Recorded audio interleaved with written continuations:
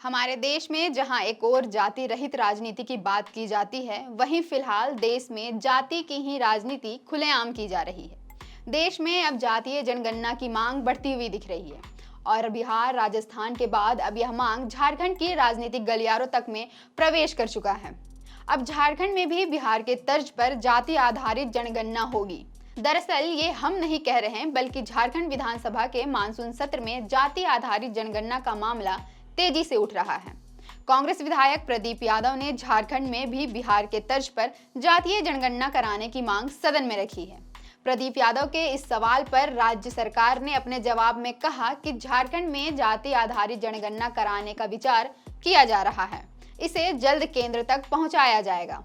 बता दें कि झारखंड में लंबे समय से जाति आधारित जनगणना कराने की मांग उठ रही है, लेकिन क्या आप जानते हैं कि जाति आधारित जनगणना क्या है और यह कितना फायदेमंद है? क्या इसके कोई नुकसान भी हैं? सब जानेंगे आज के इस वीडियो में। नमस्कार, जोहार, मेरा नाम है अवंतिका और आप देखना शुरू कर चुके हैं the fourth pillar news. Bharat में हर एक दशक यानी 10 साल में एक बार जनगणना की जाती है।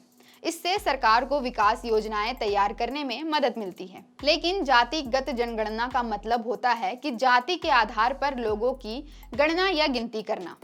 जाति आधारित जनगणना के दौरान लोगों से उनकी जाति भी पूछी जाती है। इससे देश की आबादी के बारे में पता चलता ही है, साथ ही इस बात की भी जानकारी मिलती है कि देश में कौन सी जाति के कितने लोग रहते हैं।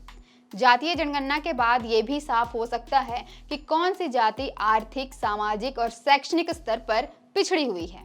ऐसे में सरकार उन जातियों के विकास के लिए नए सिरे से योजनाएं बना सकती है और ऐसे जातियों को समाज में उचित जगह दिलाने की कोशिश में ये जनगणना मददगार साबित हो सकता है। बता दें कि आज़ादी के बाद से जनगणना के दौरान अनुसूचित जाति और अनुसूचित जनजाति के अलावा अन्य आबादी की जातिवार गणना नहीं की गई है। राजनीतिक पार्टियां यह मांग मुख्यतः ओबीसी कैटेगरी में आने वाले लोगों के लिए कर रही हैं। विधानसभा में कांग्रेस विधायक प्रदीप यादव ने राज्य सरकार से यह भी पूछा कि राज्य में पिछड़ों की आबादी लगभग 50 से 60% है, फिर भी सरकारी सेवाओं में इनको मात्र 14% आरक्षण क्यों मिल रहा है? वहीं जिला कोटी की नौकरियों में 9 जिलों में ओबीसी का आरक्षण शून्य क्यों है? ऐसे में जातीय जनगणना कराने की खासा जरूरत है। बता दें, झारखंड में फिलहाल ओबीसी को 14% आरक्षण मिलता है। इसे 27% करने की मांग हो रही है। वहीं एसटी को 26%, एससी को 10%, ओबीसी 1 को 8% और ओबीसी 2 को 6%। इसके साथ ही आर्थिक रूप से कमजोर को भी 10% का आरक्षण प्राप्त है। झारखंड में महागठबंधन की सरकार में कांग्रेस और राजद पार्टी ने जाति आधारित जनगणना का समर्थन किया है। राष्ट्रीय जनता दल के वरीय नेता और पूर्व मंत्री राधाकृष्ण किशोर ने कहा कि झारखंड की सामाजिक संरचना आरक्षण के अनुकूल है।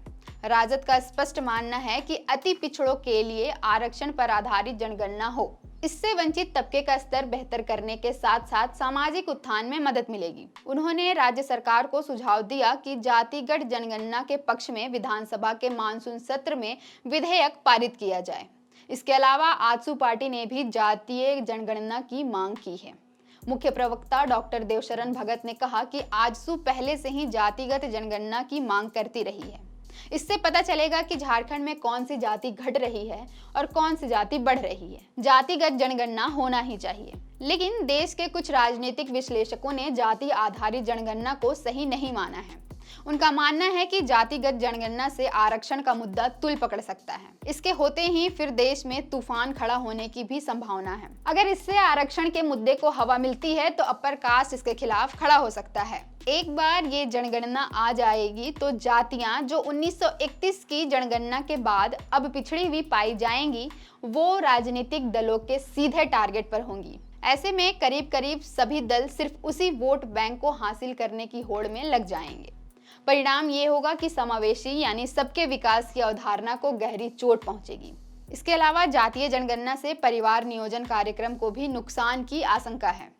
जनगणना के बाद अगर किसी जाति या समाज को पता चला कि उनकी तादाद कम है, तो वो अपनी जनसंख्या बढ़ाने की होड़ में लग सकते हैं। जाहिर है कि इसका सीधा असर परिवार नियोजन कार्यक्रम पर पड़ेगा और इसका प्रतिकूल असर भारत की आबादी पर भी पड़ेगा। हालांकि वर्ष 2011-12 में केंद्र की कांग्रेस सरकार ने पहली बार सामाजिक, आर्थिक और जाति जनगणना की थी, लेकिन सरकार के भीतर डेटा के बारे में अलग अलग राय के कारण इसके आंकड़े कभी जारी ही नहीं किए गए।